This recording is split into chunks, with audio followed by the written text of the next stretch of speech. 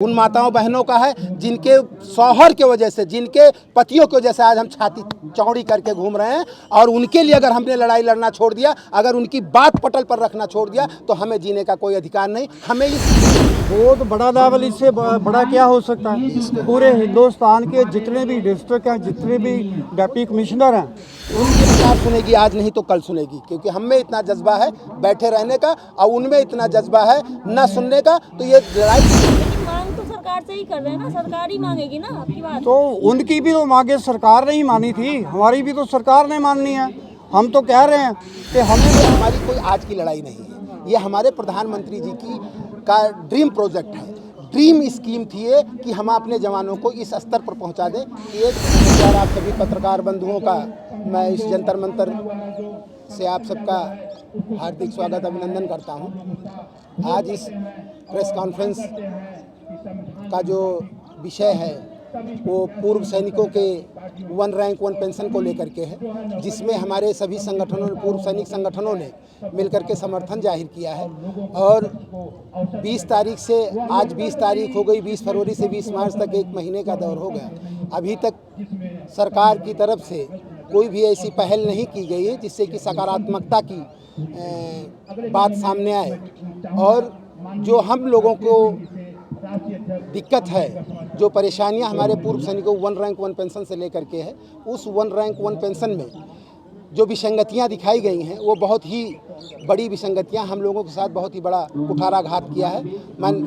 सरकार की मंशा के अनुरूप जो चीज़ हम लोगों को मिलना चाहिए वो नहीं मिला है, और अधिकारियों की वजह से हम लोगों के हक हकूक़ में कटौती की गई है। और जो हम लोग जिसकी भूर निंदा करते हैं, और आने वाले समय में हम अपना संघर्ष और तेज़ करेंगे, जिला और प्रदेश स्तर पर करेंगे। और जिस तरह से हम आज सारे लोग 1 महीने से यहाँ पर एकत्रित हैं, सारे अपनी अपनी बातों को रख रहे हैं, सरकार तक हमारी आवाज़ आपके माध्यम से जा रही है। और मैंने एक चीज़ और देखा कि जो सरकारें हैं, उन सरकारों ने, हमारी सरकार ने, भारत सरकार ने अभी तक कोई ऐसा स्टेप नहीं लिया है कि हम पूर्व सैनिकों को कहीं से राहत दी जा सके। रही बात एमएसपी की, मिलिट्री सर्विस पे की, मिलिट्री सर्विस पे जो है वो पूर्व सैनिकों को के लिए दी गई थी, जो यूरोपियन कंट्री से लाई हुई एक स्कीम है ये।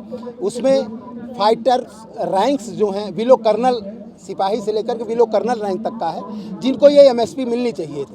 एमएसपी दिया भी गया तो 15,500 दिया गया अधिकारियों को, और 5200 रुपये जवान और जेसीओ को दिया गया।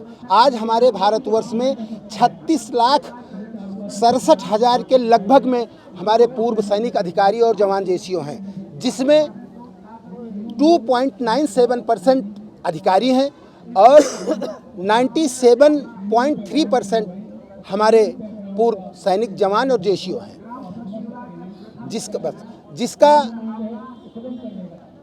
आप आकलन करें कि जो 32 से 33 लाख हमारे लोग हैं जवान और जेसीओ, उनकी बातों को दबा करके आज उन 2.97% के लोगों को पुशअप किया गया आगे बढ़ने के लिए। दुश्वारियां हमारे जवानों के जेसीओ के साथ में परेशानियां हैं, 30 से 35 से 40 साल में रिटायर होकर आते हैं, उनकी आवश्यकताएं ज़्यादा हैं कि जो 60 साल में आती है, रिप्लेसमेंट में भी उनका होता है, हमारे जवानों का रिप्लेसमेंट नहीं होता है। G20 समिट आने वाला है, पूरे देश में तैयारियां जोरों शोरों पे चल रही हैं।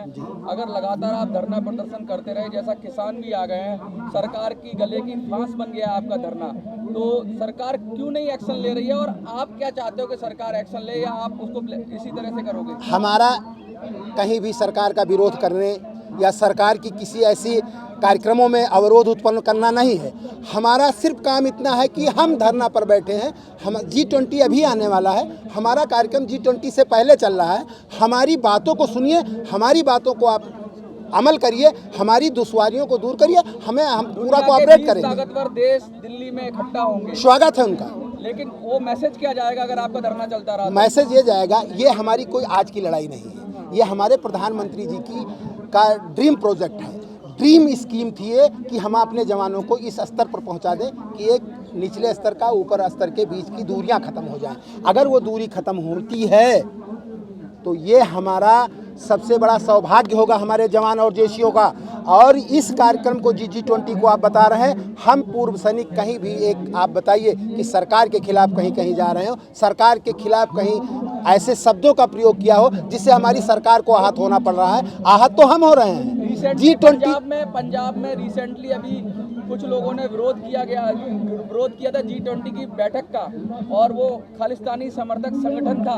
उसके बाद विरोध के हम लोग उस जिन लोगों ने विरोध किया है उसका हम खंडन करते हैं। हमारे संगठन से जुड़ा हुआ कोई व्यक्ति नहीं था, और जिसने भी ऐसा किया है राष्ट्र हित में उसने नहीं किया, उसके ऊपर कार्रवाई होनी चाहिए।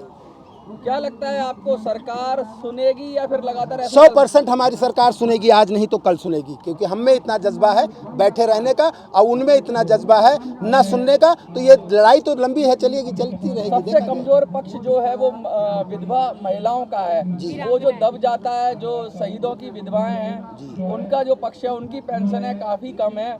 उस विषय पे ज्यादा नहीं, वो मुखरता से नहीं उठ रहा है, बाकी विषय तो आप उठा रहे हैं। सारी चीज़ें को हमने उठाया है मुखरता से। सबसे पहला बिंदु मेरा यही है, जो हमने पत्राचार भी किया है, सबसे पहला बिंदु मेरी वीर नारियों का है, उन माताओं बहनों का है जिनके शौहर के वजह से, जिनके पतियों की वजह से आज हम छाती चौड़ी करके घूम रहे हैं। और उनके लिए अगर हमने लड़ाई लड़ना छोड़ दिया, अगर उनकी बात पटल पर रखना छोड़ दिया, तो हमें जीने का कोई अधिकार नहीं, हमें इस धरना करने का कोई अधिकार नहीं। 10 से 11 हजार रुपए मिलते हैं उनको जी, कैसे जीवन चलेगा सर? ये सरकार को सोचना चाहिए। हम लोगों ने उसी की मांग की है कि उनको और एक अधिकारी के वीडियोस को, उनके भी हस्बैंड को गोली लगी, हमारे एक जवान को भी गोली लगी। अगर उनकी समस्याएं ज़्यादा हो सकती, क्या मेरे जवान की समस्या नहीं होगी? क्या महंगाई उसके लिए कम कर दी गई? अधिकारियों की पत्नियों के लिए महंगाई कम कर दी गई और जवान के उसके लिए ज़्यादा कर दी गई? ऐसा कहाँ से हो गया? क्या लगता है सर आपको, लगातार आप पूरी तरह से प्रशासन कर रहे हैं, तो प्रशासन पूरी संभाला हुआ है आपने यहाँ का धरने का, क्या उम्मीद लग रही है आपको कि किस धीरे धीरे ये बढ़ तो रहा है लेकिन वो स्केल नहीं पहुँच पाया जैसा चाहिए?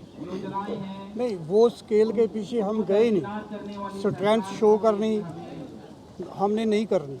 हम तो परमिशन ही सिर्फ 50 आदमी के लेते हैं कि ओनली सिर्फ हमारे जो आवाज़ है वो पीएम तक और डिफेंस मिनिस्टर तक जाए कि हमारी मांगें क्या है।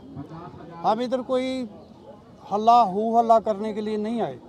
हम तो सिर्फ अपनी जो जायज़ मांगे हैं, जो बड़े बड़े अफसरों ने हड़प ली है, 23,000 करोड़ रुपया कोई कम नहीं होता, वो दिया गया पेंशनर के लिए।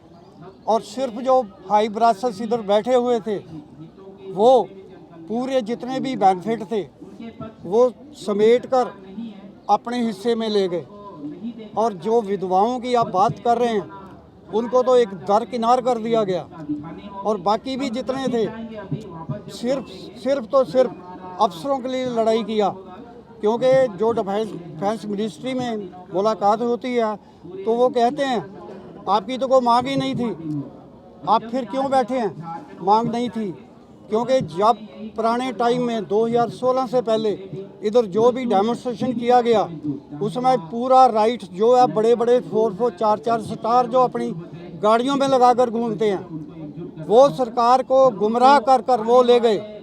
इसीलिए हम इधर बैठे हुए हैं कि वो पूरी प्राप्तियां विधवाओं की, चाहे जंगी विधवाओं की, चाहे पेंशनर की, चाहे डिसेबिलिटी पेंशन की, सारियां जितनी हैं वो बेनिफिट जितने उन्होंने लिए हैं। एमएसपी उनको क्या ज़रूरत थी एमएसपी देने की?